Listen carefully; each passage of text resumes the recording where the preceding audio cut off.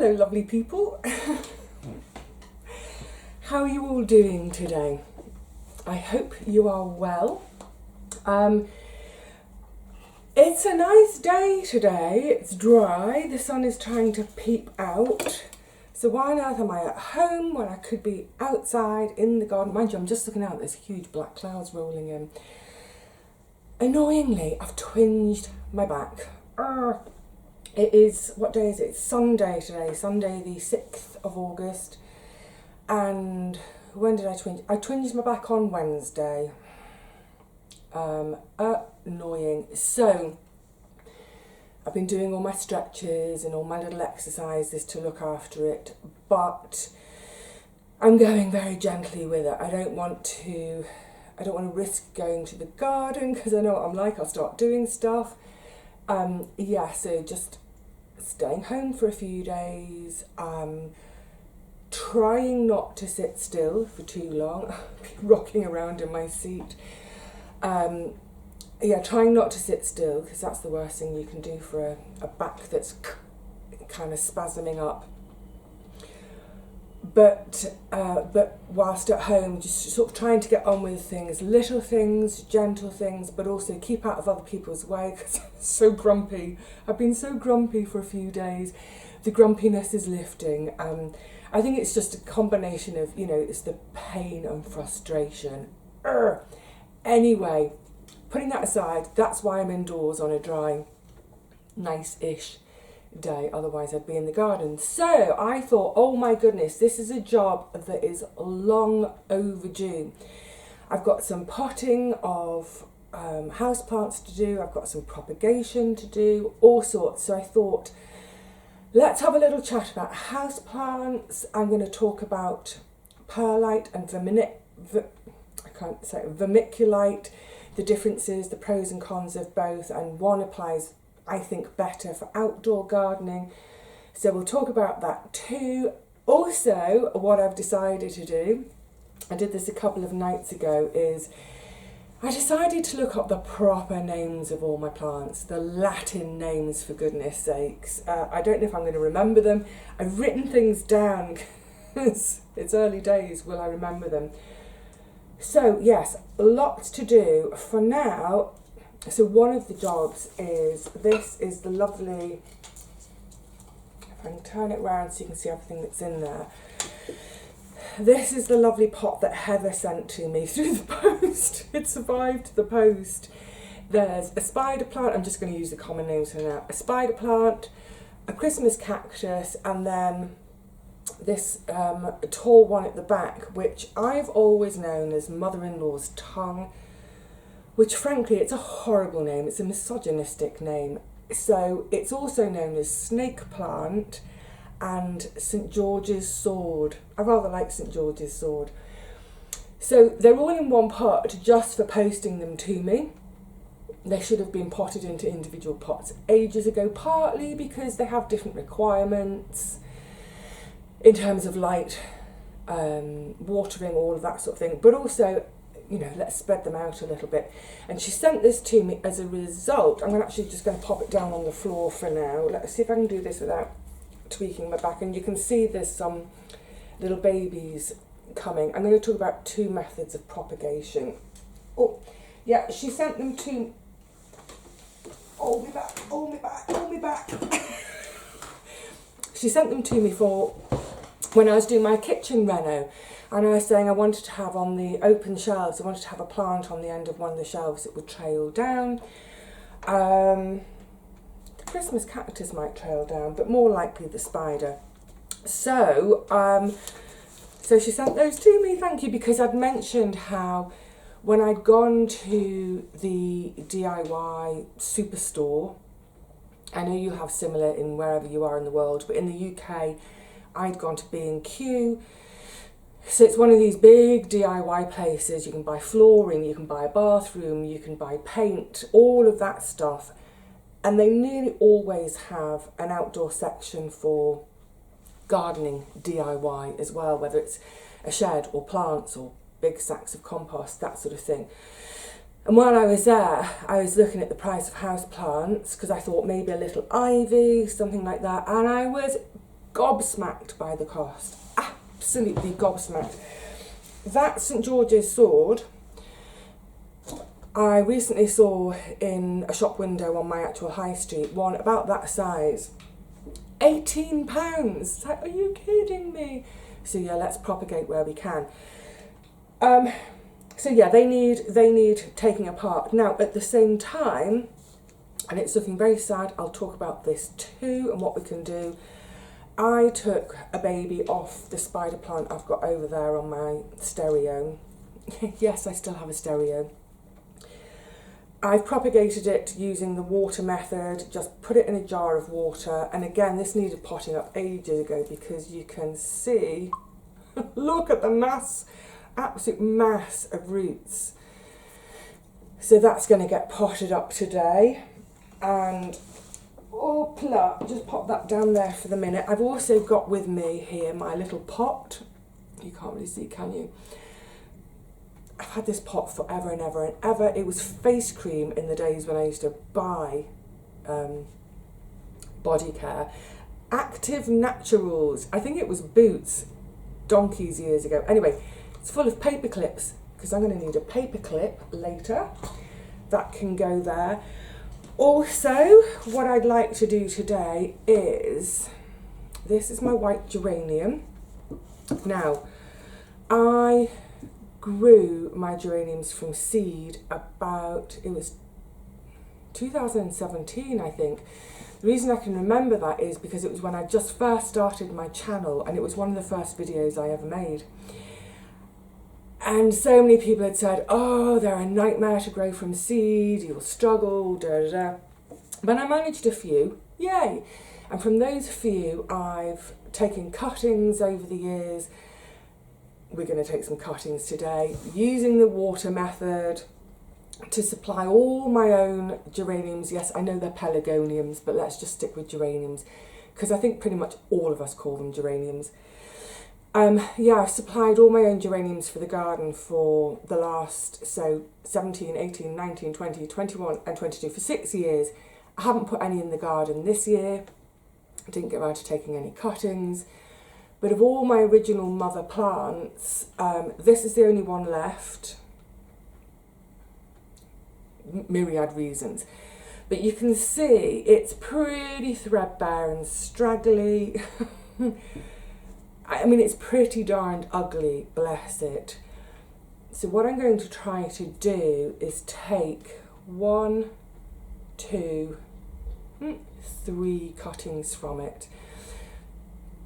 And so much of this, these plants, doing these cuttings today, it's all part and parcel of getting to that position where I'm staging the flat for selling. You know, I adore this little plant. It's done me really, really well. And I purposely saved this one because it's the white one. I love the white one. I'm perfectly happy with it, but it does look a bit ratty, doesn't it? So if someone's coming to view the flat. So the idea is, I'm just going to move, I'm going to actually pop it on the floor again. I'm going to run out of space, at least space that's reachable. I would normally do this sort of thing in the kitchen, at the kitchen counter, but standing is a bit sore on my back. So the plan for the little white geraniums is either for my little bathroom windowsill or the kitchen windowsill, I think more likely the bathroom, is to just have these 3 wee little plants in their own individual, they're not size matched, terracotta pots. These pots are beautiful. They're sort of almost like long toms. So they're completely straight on the side, as opposed to, say, with our more modern terracotta pots where they've got this sort of rim. And I will be delighted to use these because these were some that I rescued from Auntie Teapot's conservatory after she died. It was one of those things of, gosh, I'd like to keep everything she ever owned. Of course, that's not practical. So the 2 things I kept were the really old Kilner jars, which you've seen I put in my kitchen. They've got my dried stuff in, and the terracotta pots. And I think how perfect those 2 things are for me to keep, because it was definitely a shared interest for us, both the gardening and the sort of the cooking, home preservation, all that sort of thing. So they're my lovely little forever, I mean, I don't need to be reminded of her, she's in here, but that lovely little forever bit of Auntie Teapot. So I think, I haven't brought it with its drip tray. If you can imagine, let's look at just say this one in a little pot. That's going to be really, really bonny. Yay! And I've done three. I've done three because just that kind of symmetry, what pleases the eye, odd numbers. So those three sitting on the, I think, the bathroom window. So we'll do that in a moment. Now with the terracotta pots, I brought a little selection back. They're all at the garden. Some of them are slightly more modern, mine, some of them are the old ones, hers. So I think for the Christmas cactus, the spider plant, the mother-in-law's tongue, St George's sword, needs a bigger pot, we'll come on to that. So for the smaller pots, again, I've got some of these lovely vintage terracotta pots. And one of the reasons I love them is they just get that lovely patina. It's got a little chip on the rim there, you can see. That's fine. I'm not worried about any of that in terms of frostproof because they're going to be in the house. But in fact, these have been sat out in the garden for a year. Is it a year or more? I mean, they're in the cold frame, but even so. However, I also brought this one home. This is lovely. It's quite thick. And as soon as I sort of unpacking it from the granny trolley, I could feel and hear this one is cracked, because this one, it's got that quite high pitched ting to it. This one, can you hear it's a much lower pitch and it's dull, it doesn't ring. So I know, I think I see it, it's a bit of a hairline crack all the way around there. And I was thinking, I could still probably use it. Oh no, I can see the cracks right through. But what I don't want, especially at home, I don't want it to, it's like the roots burst it open, goes everywhere, and it's just a mess to clean up. I don't mind a mess in the garden. Mess at home, I'm less keen on because it just means cleaning. Mess in the garden, I can ignore. So I shan't be using that. Now I've been shopping too. Oh my goodness, Vivi, you've been shopping. Because for the St George's sword, the snake plant, I did need a bigger pot. So I've gone and bought a new terracotta pot. I've written prices down. A new pot. Plus, I also needed some sauces. Where are my little pots? There they are. Some sauces for my pots to sit on. I've got lots of sauces in the garden, but the difference is, so again, it's terracotta. The difference is these ones are glazed inside, so they're waterproof. So when I'm watering, any excess water will just sit in there. It won't soak into the terracotta and therefore stain whatever surface indoor, This is for indoors. Again, with the garden, I don't have the glazed ones, it doesn't matter. Although, saying that, glazed ones in the garden would be great in a drought year because you could put a little bit of a reservoir of water in them. We're not having a drought year, we're having a very wet year. So the non-glazed ones, great because they can just soak up any excess water and it can evaporate from the clay. So I needed to buy some sauces. I've got a few of the little ones, and then I got 2 of the medium-sized ones for the slightly bigger pots for the spiders and the cactus, and then quite a bit bigger one for the St George's sword. Now, spending, I don't like spending, so let me just say, where are my prices? I wrote my prices down. So I went to a garden centre. Oh my goodness, it's a gorgeous, gorgeous garden centre. really pretty. I was going to take my camera with me, but it was drizzling, just non-stop drizzle. Not enough, I mean, I got pretty wet, but not enough to bother me, but certainly it wasn't right for filming. But I am going to try and take you there one day because it's so lovely. Aesthetically, it's really pretty. It's set back, it's a bit of a secret. The great thing about this garden centre is it's quite small. They have their outdoor section, as you expect, with all, you know, they're so much the different. What I'm trying to say, the difference between a proper garden centre as opposed to one of those bits of garden stuff that's tagged on to one of those big DIY stores. The difference is you can tell they're specialists. The range of plants is way bigger, way bigger. The knowledge of the staff, fantastic. The reason I went to that garden centre, it's a bus ride for me, so that adds a little bit onto the cost, but that's fine.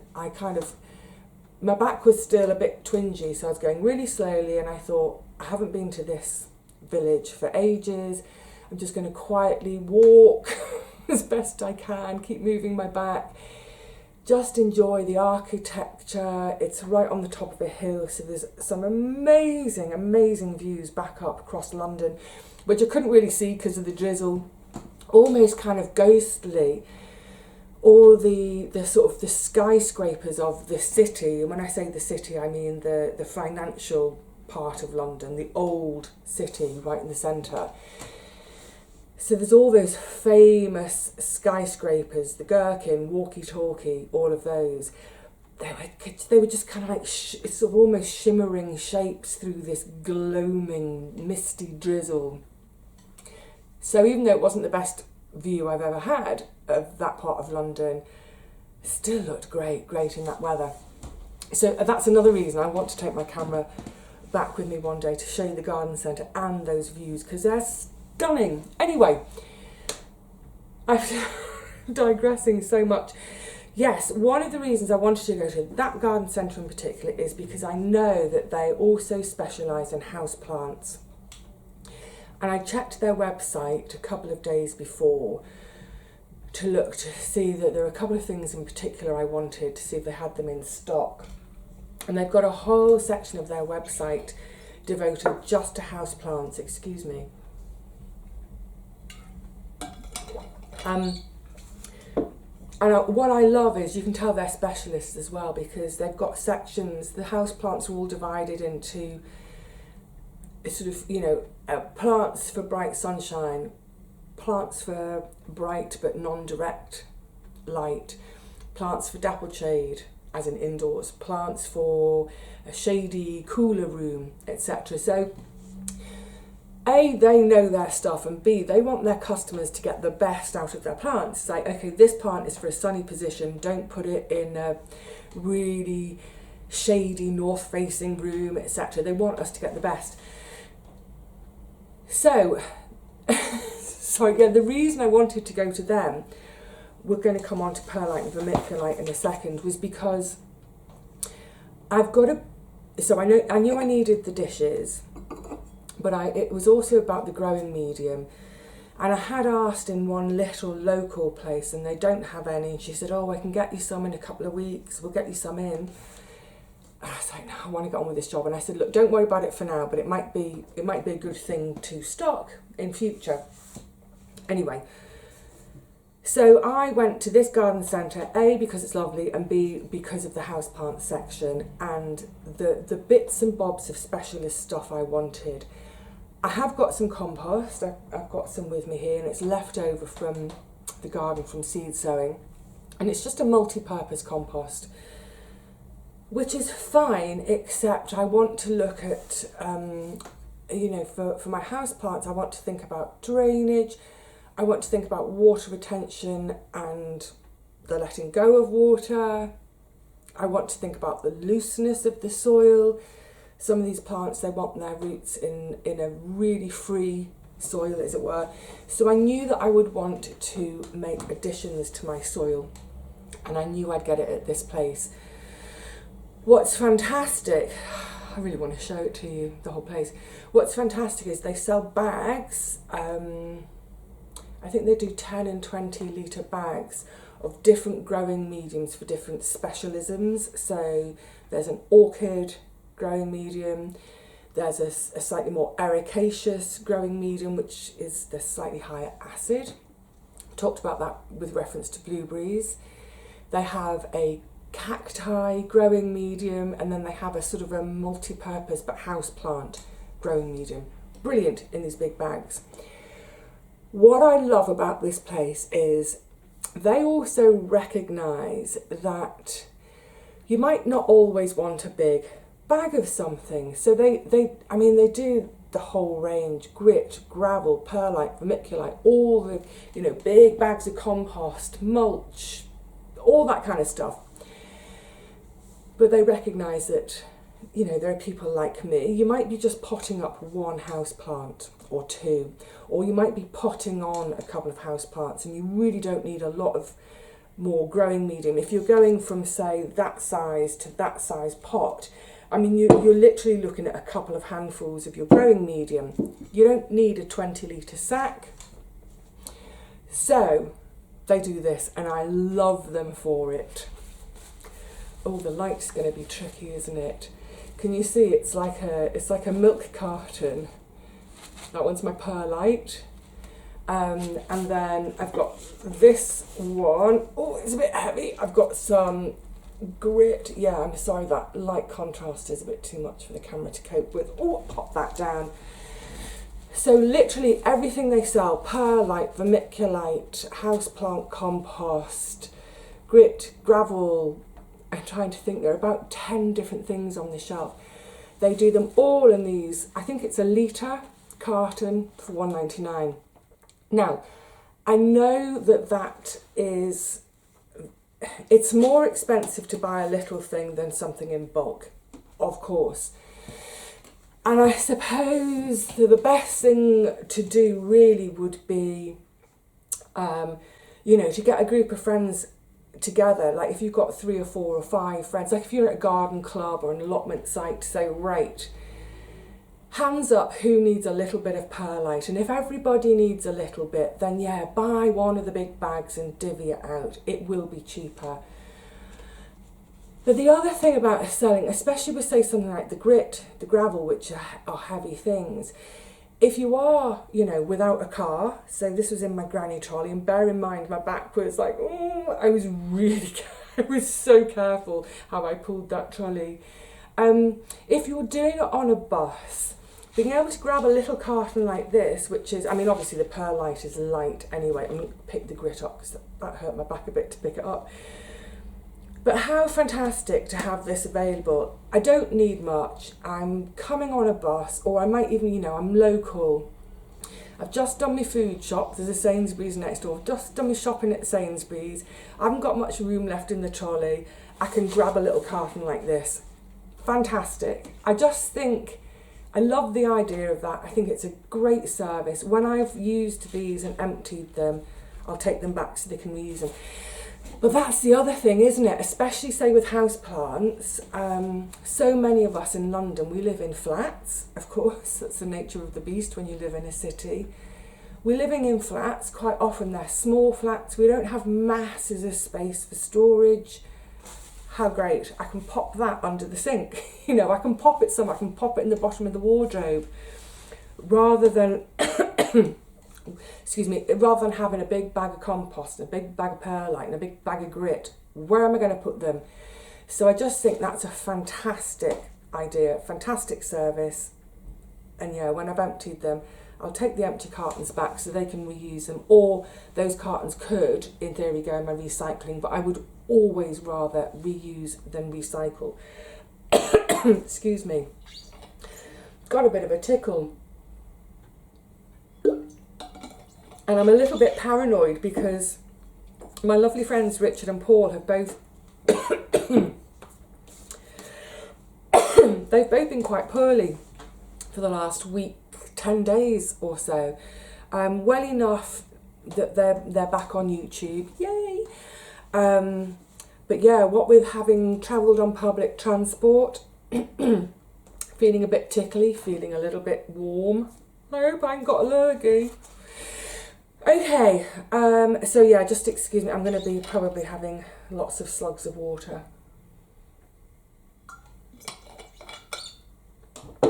So sorry, did I say my total spend was £19. So that was all the terracotta, and then obviously my 2 tubs of medium stuff was £4. £19. I don't like spending money. It's not that I'm stingy, it's just, look, you know, saving for a flat and all that kind of stuff. However, obviously all of this is an investment, both in terms of when I do come to sell here, just in terms of staging and dressing the flat, but of course I'll be taking it all with me. So it's not like I'm blowing 19 quid to just make the flat look nice. It's coming with me. I was thinking about this as well. I think with the garden this year, I spent a total of, it was about £18.50, and that was 3 bags of compost and 3 packets of seeds. So across the 2 gardens, if you like, it's £36.50. I mean, that's not bad, is it, for all that food I'm producing, plus all the joy.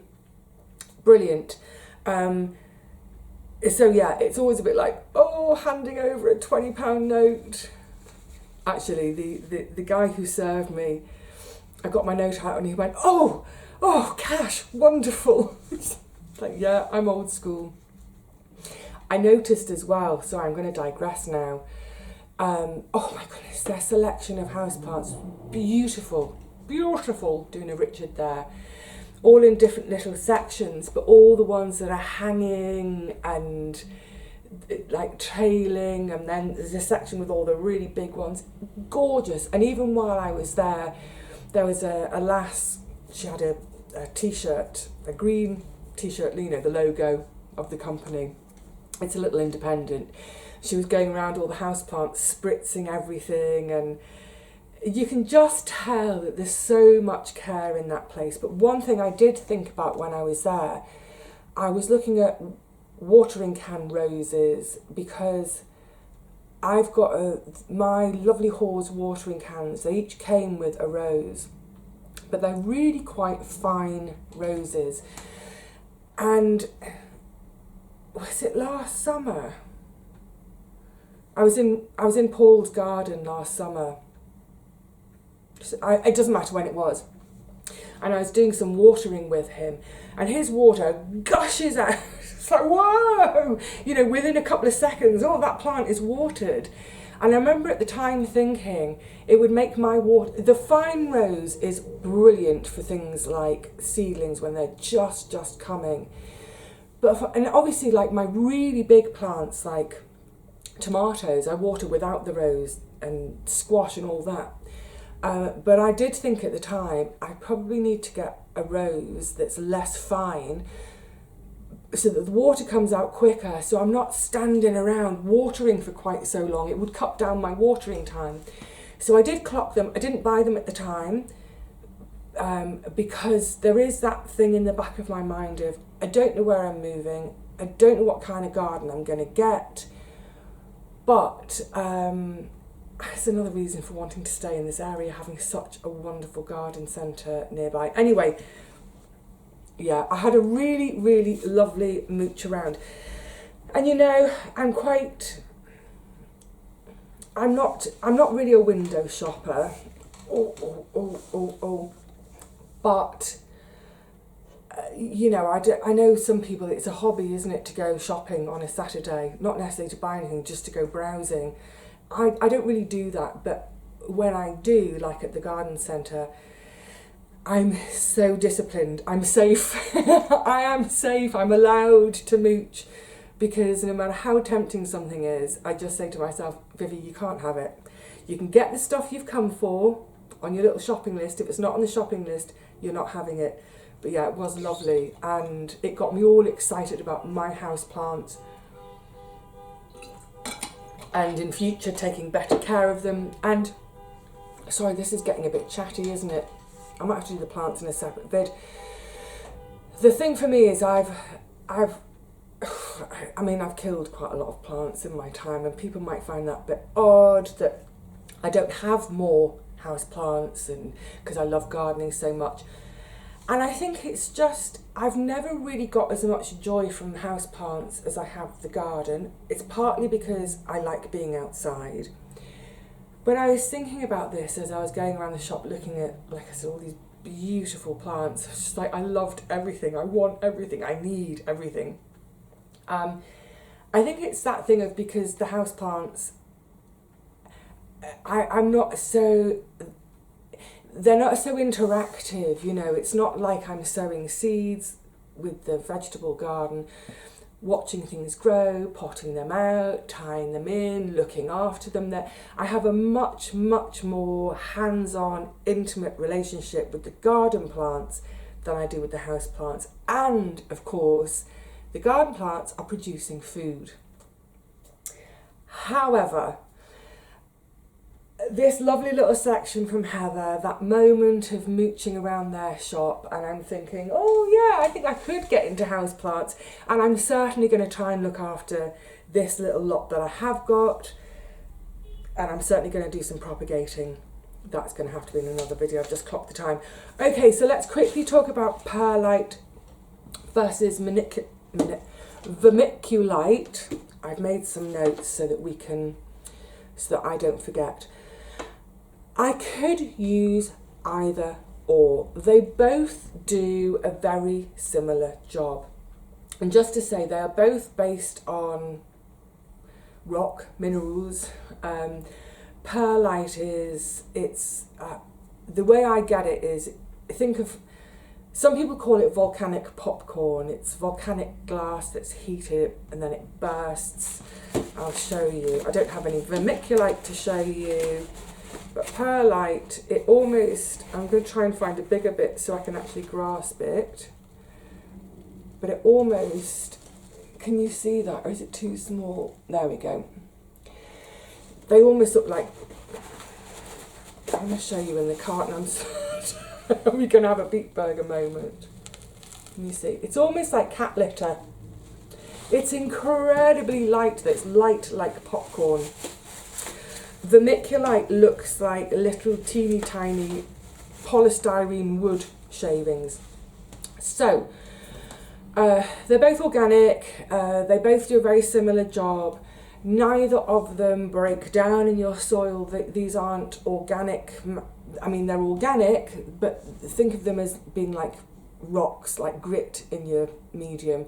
They're not going to break down and add nutrients. I mean, I guess in 1,000 years they'll start to break down, because all rock breaks down. But yeah, once you've got it in your growing medium, it's going to be there. So, what do we use them for? Let's start with that. 1, loosening the soil, keeping the soil a bit more open, therefore aerating the soil somewhat. 2, for drainage.